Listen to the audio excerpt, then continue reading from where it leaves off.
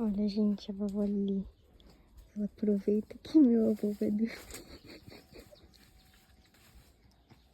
Ela aproveita que meu avô vai dormir pra fazer arte. O que ela tá fazendo?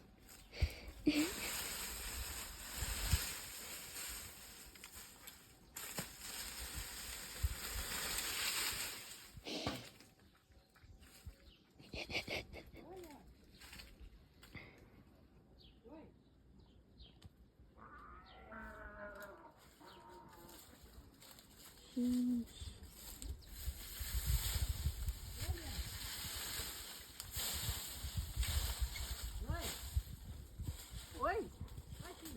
Vou colocar um fogo aqui. Fecha a janela aí, Sanzan. Da cinza.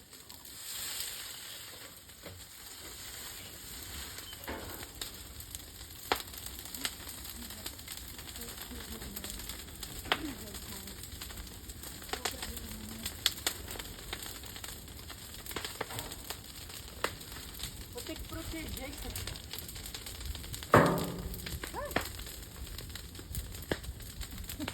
Nossa, que matagal. Protegeu o pé de frango aqui.